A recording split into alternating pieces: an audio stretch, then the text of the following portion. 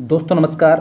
हिंदी व्याकरण का जो मोस्ट इम्पोर्टेंट क्वेश्चंस है जो हर एग्जाम्स में पूछे जाते हैं, ऐसे क्वेश्चंस आज मैं आपको बताऊंगा। हिंदी व्याकरण से ये जो क्वेश्चन है ये आपके काव्य खंड से रिलेटेड क्वेश्चन है, ये भी आप याद रखेंगे।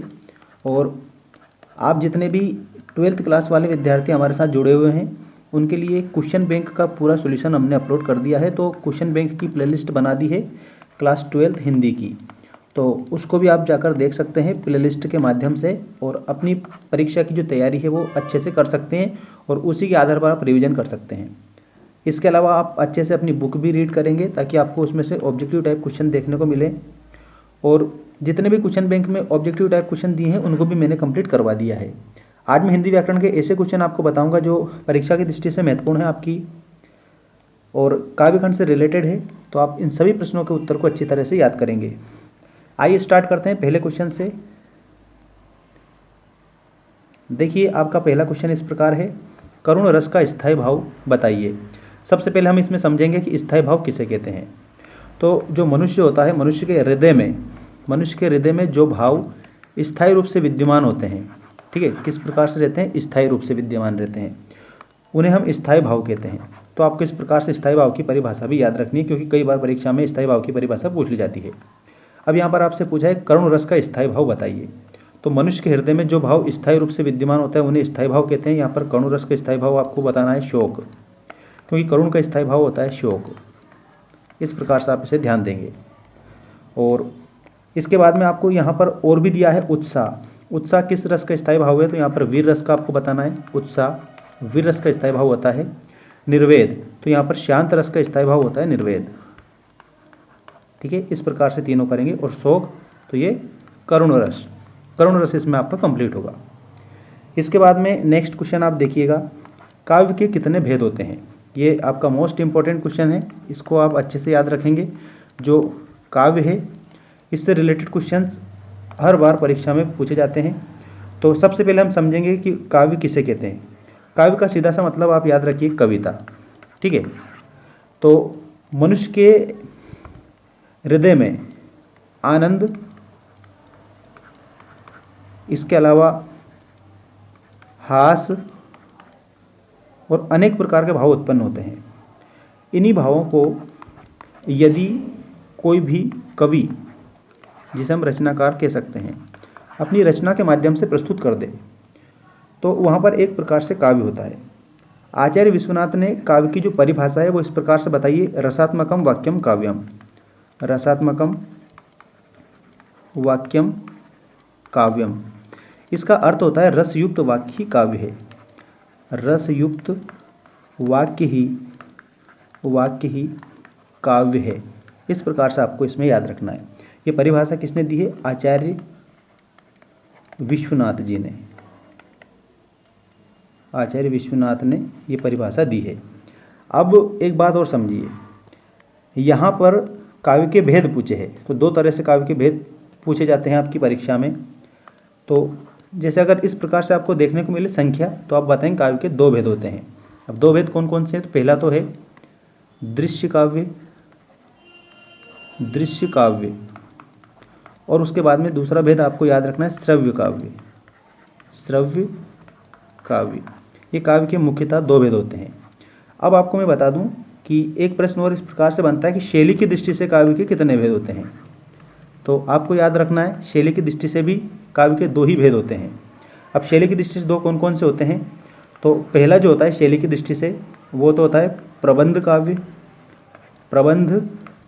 काव्य, और उसके बाद में दूसरा होता है मुक्तक काव्य।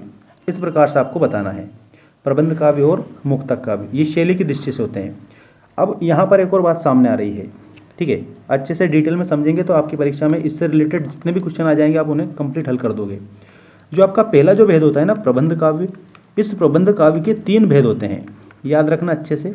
तीन भेद कौन कौन से होते हैं, तो एक तो होता है महाकाव्य होता है एक, दूसरा होता है खंड काव्य, याद रखिएगा खंड काव्य, और उसके बाद में थर्ड नंबर वाला होता है आख्यानक गीतियाँ। महाकाव्य, खंडकाव्य और आख्यानक गीतियाँ। आख्यानक गीतियाँ को एक और नाम दिया जाता है प्रगीत। आख्यानक गीतियाँ को क्या बोला जाता है? प्रगीत भी बोला जाता है। तो ये प्रबंध काव्य के 3 भेद हैं। इसके बाद में इसी में मैंने आपको बताया था कि मुक्तक काव्य, जो ये आपका मुक्तक काव्य है ना, इस मुक्तक काव्य के 2 भेद होते हैं। एक तो है पाठ्य मुक्तक, पाठ्य मुक्तक, और उसके बाद में दूसरा भेद है गेय मुक्तक, गेय मुक्तक। इस प्रकार से आप इसे याद रखेंगे। तो यहाँ पर आपके नॉर्मली काव्य के भेद पूछे हैं तो 2 बता देंगे। नेक्स्ट क्वेश्चन देखिएगा।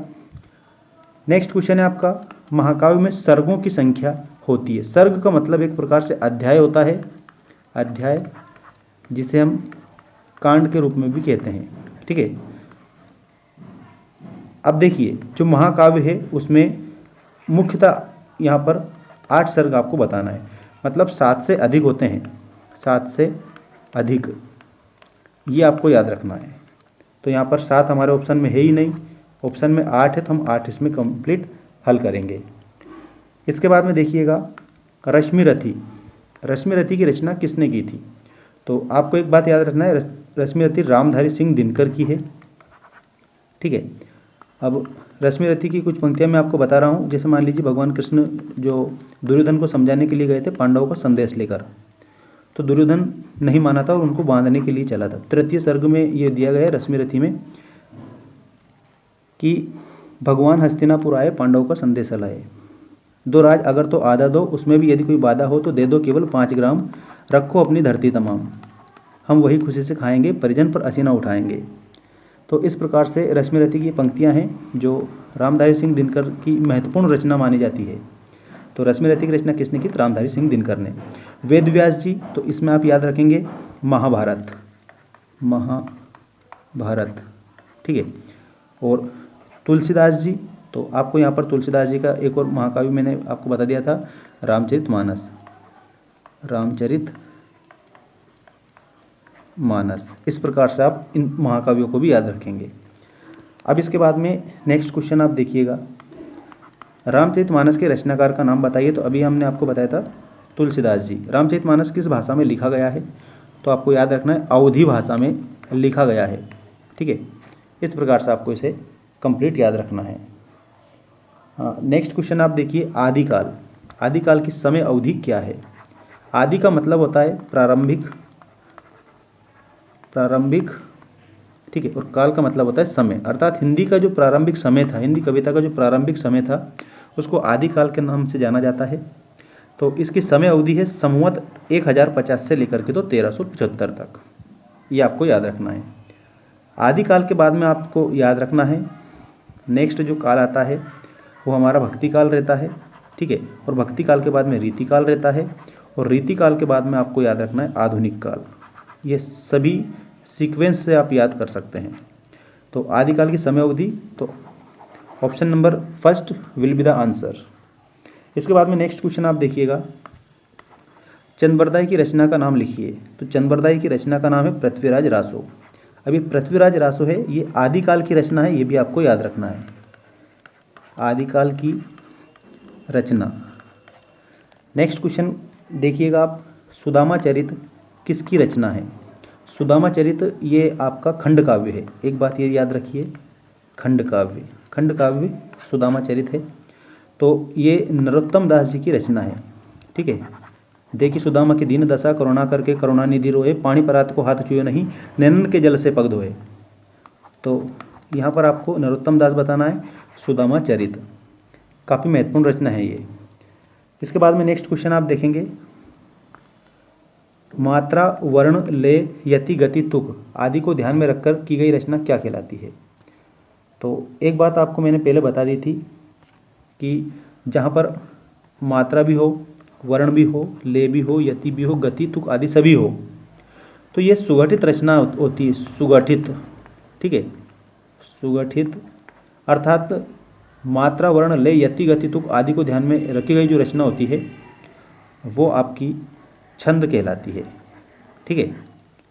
अब मात्रा और वर्ण भी उसमें होते हैं, लय भी होती है, यति, यति का मतलब होता है विराम। ठीक है। इसके बाद में गति, गति का मतलब होता है प्रवाह।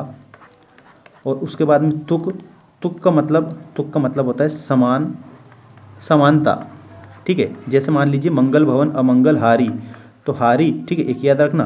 और द्रवहु सुदशरथ अजिर बिहारी, तो बिहारी, तो आपको यहाँ पर ये उच्चारण में समानता दिख रही है, अर्थात ये तुक है।